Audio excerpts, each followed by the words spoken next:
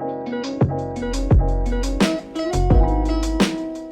right, Ryan, so now we're going to talk about what's been changing in the more recent, payment landscape. So bring us up to speed, maybe starting first with mobile providers and card safety. Yeah, there's really three major trends happening in the space today that, interestingly enough, Whym's completely not a part of, which is really cool because we're doing something very unique. The first thing to talk about is, Google Pay, Apple Pay have really changed the world on how we buy things. Yeah. And the funniest thing is that they've done a very small sliver of the job of payments. And it really begins all the way at the very beginning when you give them your card information for the very first time. They are basically taking that information and tokenizing it and turning it into something that can never be stolen. I love that about my Apple Card. My card number was actually stolen, and the ease that I didn't have to replace my card, and it took a really simple phone call to actually have everything fixed. It was amazing. Right. Yeah. Especially when you have the card itself from Apple, there are some moments when it can be taken, but Apple has some amazing technologies to they just keep the same card you had and they swap it all. It's really cool. Such a great experience. When you're in the digital world, though, the card that the merchant gets from Apple is never the real card. It's never the true data. It's always some version of it specially tailored to that transaction or to that merchant. Which means that if anybody goes, there's a famous hack a little while back to Target where millions of cards were stolen. In today's world, if everyone was paying with Apple Pay, Google Pay, and Target's whole database was stolen again, they would get no data of value there that they could use anywhere else. And so that really was a really cool safety measure they brought to the world. The way they get paid is back in those deeper layers of the technology stack, way after the 2.9% is paid. In the moments when the banks and everyone's are making the transaction, see who gets their cut of everything. That's when they've kind of established how they make money. Yeah. And so they don't establish that all the way at the front, which makes them, a really nice partner to basically every payment processor you've ever met. Yeah. And so there's really no payment processor who won't work with them. It only improves their capabilities as a payment processor to keep your transactions as safe as possible. Yeah, their card technology has really kind of paved the way for a lot of partners like Whym. So Exactly. We're actually, just kind of putting in market the ability to onboard into your text to pay account with using a one-click experience from Apple Pay or Google Pay. Yeah, you don't have to give us your shipping address, you don't have to give us your credit card information, you don't have to give us anything, and you will not only make the purchase, but you will also onboard into a Whym account all in one button press. Yes. Which is amazing. Yes. And so, in that moment, Ryan, maybe you can talk a little bit about, from Whym's technology, how are we actually partnering, with Apple Pay and Google Pay, around our own security from our database layer? Yeah, so what we really like about Google Pay, Apple Pay is what we just said. They give us a card that is uniquely tailored to us as a payment processor on behalf of our merchants. And then when we use that with our merchants, the merchants get a specialized token from us that's unique to them. And so we can use this new tokenization technology at every layer of our integration and make sure that there's no way that if someone even got at our data, that they could take the card information and misuse it. Which is really important. That's incredible. In addition to that, though, Apple Pay, Google Pay long ago took your address, they took your billing information, all the credentials and security around verifying your information. So you don't have to spend any time doing that when you use it on Whym now. You can literally find the things you want to buy, one button press, and make that purchase. And even if you've never met Whym before, you're all set up and you're ready to go. That's right. And I always love when you tell that part of the story, because I think it really does create a lot of trust and confidence with consumers, and as different marketing and sales channels evolve, right? Marketers and heads of growth, heads of retention, they're always looking for these new cost of acquisition channels that we've talked about a lot before, right? You've got to find that new channel. Today, that new channel is SMS, right? Because you can acquire a phone number for less than $1, maybe. Yeah, and then you can have one-to-one access to your customers, which is really, really unique. Right. And so now, as this industry is really evolving, it's very important for a payment specialist like Whym, right, with a payment architect like you, to be able to come into this new space, very similar to what we saw in the very early days of e-commerce, right, with PayPal. Yeah. And, I think they did an incredible job of,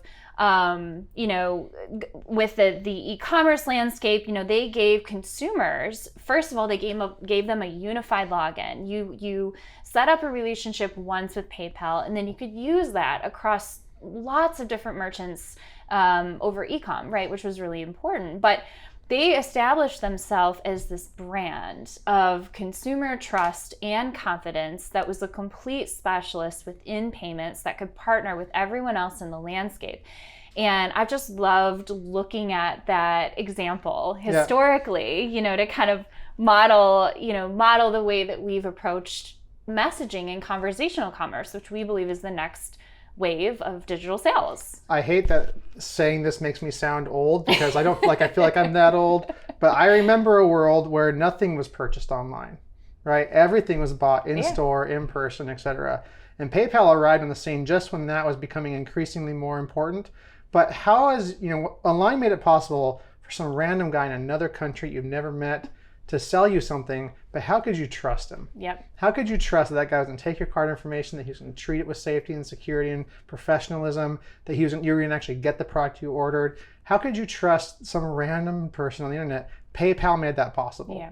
And you needed this new technology and this new brand and this individually separate organization to establish that trust the customer on behalf of the merchant, and then figure out how to trust the merchant themselves. And then they could basically say, because we're here, you're going to be safe. Absolutely. You're going to be fine. Yeah. And that is something that we've kind of learned is missing in the new messaging space. It is. It's really missing. And, it's been interesting, this journey that we've been on to really have, we started the company having those direct interactions, doing, tens of thousands of tests with consumers to say, how can we meet you in this channel and help you transact with a brand or business and create trust and confidence, and just a lot of A/B testing around, how to do that with consumers. And I think that advantage that we had as a first mover in the space, particularly with payments, because there's so many places now, so many pieces of software that you can use to send messages, and that's really fantastic. Actually, there's over like 500 pieces of software now that can either host your mobile phone number or aggregate your DMs from Twitter or Instagram. And Whym has decided to be the Switzerland of the entire space, right? We're here to power. What's special, kind of about the story that we're building now is it's not only payments. We've used payments as our wedge to the industry. Yep. But now we're starting to think about, well, how can we create even more convenience and reduce friction within cart building, or really to simplify product selection, right, for the consumer. Yeah. And then how can we package all of that up, rebuild it, and program that out through messaging for the consumer again. And so I think, it's exciting to see how the space is evolving. We've talked a little bit about messaging and card safety. What's going on with faster checkouts and what's happening what's haying with e-com. Let's talk about that for a little bit. Yeah, so faster checkouts, PayPal, they're the granddaddy of faster checkouts, right? You'd make an account with someone, and then you could take that account from merchant to merchant to merchant, regardless of where you can make a purchase. Then they made a decision that changed the whole industry forever. They decided to verticalize and become a bank. And when they did that, they began competing directly with other payment processors. And that was through that acquisition of Braintree, correct? Yeah. Okay. And once that happened, you could no longer have PayPal on a Stripe or on a variety of other processors, because that was a competitor and they weren't going to be able to build those relationships. This left green pastures for someone else to move into the market and provide the exact same service. And so faster checkouts, Fast, Bolt, those kinds of brands, that's the first place they moved in when they decided to try and fill in the space of payments. Got it. The thing is that at the same time, Apple Pay and Google Pay are showing up, and they're saying you don't really necessarily need to solve the problem that way anymore.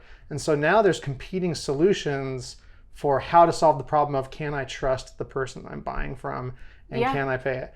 And so that, e-commerce, the evolution in e-commerce, the focus on the e-commerce checkout cart page is really interesting. It's cool that it's getting faster, but what we've kind of noticed as a company is that customers are spending less and less time on your website, more and more time on Instagram, TikTok, Facebook, and whatever other famous platform appears tomorrow. And so the more and more we invest in this space and the more customers are leaving it and spending less time there, the less likely you're going to have a strong return on investment. I mean, it's really kind of lost its efficiency as well. You know, it's I notice myself as a consumer, like every different brand's website that I go to, heavily focused on design, which is really great. I love design.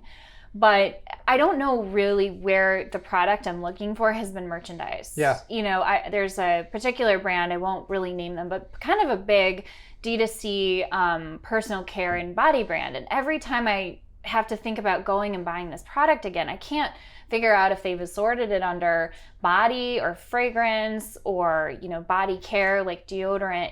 It's lost and there's no search button. So I think consumers, you know, they're faced with this. The reason the 56 clicks are happening, right, is because there's information architecture and some of the simplicity and efficiency of trying to find the thing that you're looking for, if you're not Amazon and don't have a search button, right, is this, you know, how do I find it? Where do I find it? How to get the answers that I'm looking for in order to validate my purchase or, you know, make sure I found kind of the right thing. And so I think we've seen a lot of that contributing to the inefficiencies within that we've seen with e-commerce, because we know industry statistics will say that, you know, your checkout page, right, if you get your consumer all the way there, it's still only converting for you at 1% to 2%, right? Which is why SMS has this amazing potential, because you've got 98% open rates, you've got 30% click-through rates.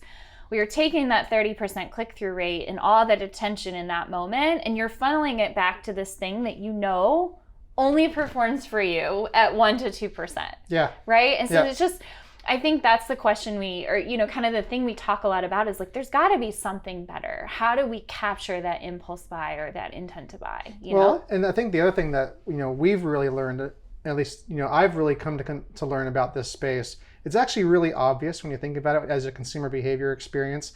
When you're scrolling, I think we've mentioned this before actually earlier in this video, but as you're scrolling through your TikTok feed or whatever, and you see an ad that's interesting to you, you're not likely in the shopper's mindset right now, but you're still interested in that thing.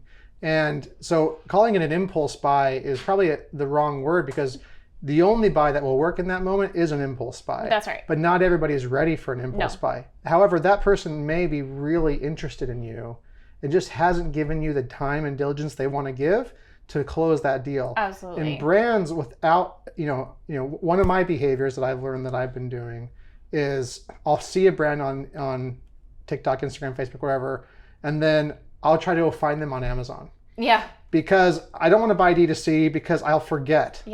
And so if I can't find them on Amazon, the next best thing is to take a picture. And I can't, so I'll screenshot or something, and then it ends up in my screenshot roll, and I never look at my screenshot roll, and I completely forget the brand that I just met.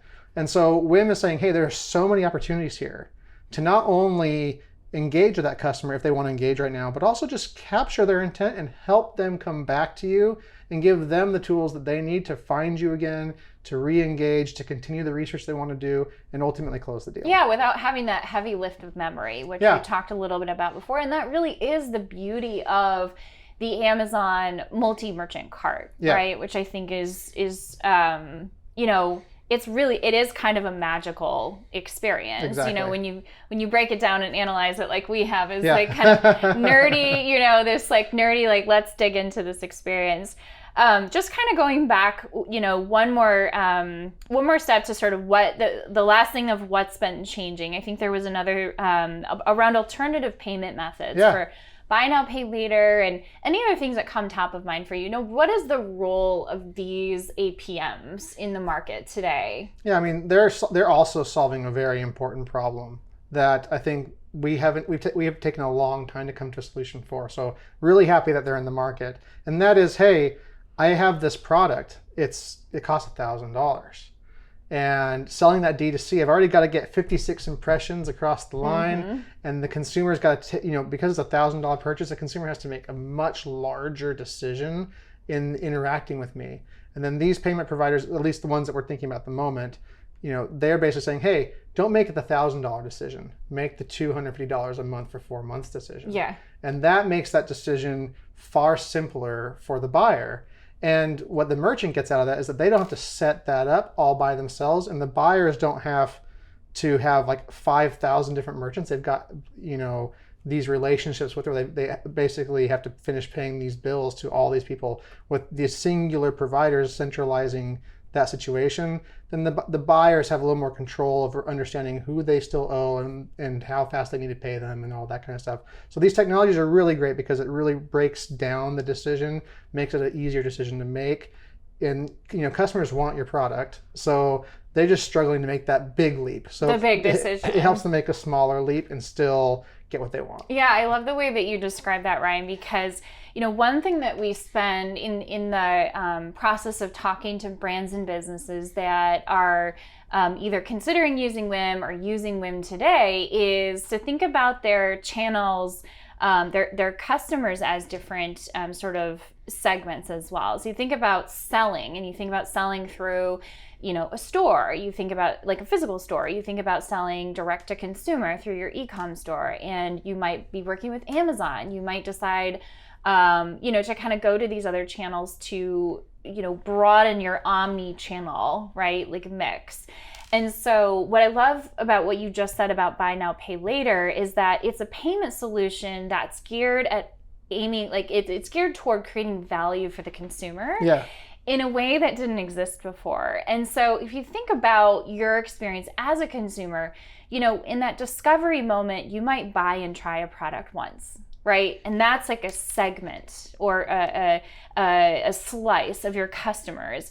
At the very maybe loyalist, right? So from like least loyal, just trying it, to most loyal, you've got the subscriptions, right? You've got people that are just, okay, I'm all in. I'm going to buy over and over, month over month for this. And so that's like subscription. And that really took off. And then people have experienced subscription fatigue. Yeah. And then buy now, pay later has come in and, really carved out another really important slice of that customer stack. Yeah. Yep. Where, and I even remember when my partner bought a Tesla, he bought a Tesla for the commitment was $100. Yes. Which is, which is so amazing because, like you said, it breaks down that experience. And so Whym is really intent on finding some of what we call those like forgotten experiences, right? Where you're texting your friend or your partner about something you saw because you're not ready to buy it, or you're taking a screenshot, or you bought it,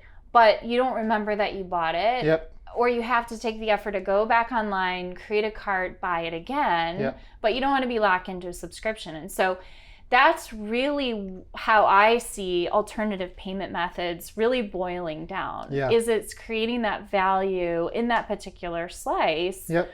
And you might be all of those things, but for different brands, right? One you might want to buy once, you might want to buy over time, and things like that. And so I think that's one of the really important things of how the industry is evolving, would you agree? And why there's more room for additional alternative payment methods to be built. Well, so everyone's solving a different piece of the payments pie. And honestly, there's so many places where it's just not great. Mm-hmm. It's taken forever for a variety of places in our lives, in different countries and other places too. But in the United States, restaurant checkout technology hasn't changed in a very long time. Meanwhile, like in Europe, you're sitting at your restaurant table and the person walks up and they swipe it right in front of you and hand your card right back. Like we should have had that. It made me a little bit nervous when that first started happening to me. Yeah, you just tap the guy who walks by, and so we don't get that. Like we haven't evolved there, but clearly that evolution is important and necessary, and we should do it. Yeah. It's just we've struggled to solve the spaces, but there are a variety of spaces that have remained unsolved. And so calling all these companies payment companies is a very broad term, right? They're all solving unique little things that happen to involve payments. Yeah. In our particular case, we're saying there's this giant gap of time between when the customer first meets you and when they actually want to deal and actually transact with you. And you should find a way to capture that moment better for them and for you as a merchant. Yep. And Whym is saying we're focusing on that. Yep. While other people are saying we're focusing on helping a customer make a big purchase decision feel smaller. That's right. And and so everyone's solving something, and you can call us all payments companies if you want. But at the end of the day, we really are solving very unique challenges in the space. I think it does actually help shape up really why fintech is such a such a big category, growing overall, right? Because from an investor standpoint, from an industry standpoint, it's like, well, how could there possibly be room for all of these different types of technologies? But, to your point, Ryan, I think everyone is looking to improve that end customer experience. They're taking their own slice and saying, this is a big enough problem that I can own 10% of the market by solving that, right? Yeah. And even if you look at Klarna, Afterpay, Affirm, these are billion-dollar companies all built in the same small space. In the same space. Yeah. And so Whym is actually the first company pioneering in our space. We're the very first company that basically has said, go ahead and send your message from anywhere you want. Anywhere. Right? Anywhere you want. Yeah. You can send it over SMS. You can use multiple providers to do that, like a mass message, provider that you want to send essentially SMS ads through, right? Yep. You've probably got customer service. You've got your DM channels. And I think Whym, as sort of the Switzerland of the space, has done a really good job of saying, you know what, we can come in and just find this really interesting space to kind of wedge in, create value for brands and businesses and for the consumers as well. A really good way to, tie that all in a bow and just say, here's what Whym does is, I have a brand in mind, but I'll just tell a story about any brand who decides, hey, I'm going to hit the market. And I know all my customers are somewhere online, likely in social media. I'm going to try Instagram. And while I'm at it, I might try some Twitter, right? And so imagine if you build your entire storefront and all your... You mean to start reaching and selling to their you're going to customers. You're going to market on those platforms, but then you also need to build where the customers are going to go to buy product. Yep. Instagram provides a channel specialized ability to sell right inside channel. But imagine you build your entire plan around that channel, but you're testing out Twitter, and it turns out Twitter is moving all of your traffic. That all of the customers that you're really connecting with happen to be connecting with you on Twitter and not Instagram. Well, you can't necessarily make them jump Twitter to Instagram to buy, right? That doesn't work that way. And if you acquire them over in one channel, you've already paid that cost of acquisition. Exactly. So the headache or, the double up on paying that acquisition to sort of access that customer's payment information or what, you've already onboarded them. Exactly. You don't want to go through the friction of doing that again, And so Whym is basically saying, build your commerce solution, the application of your payment in one place with us.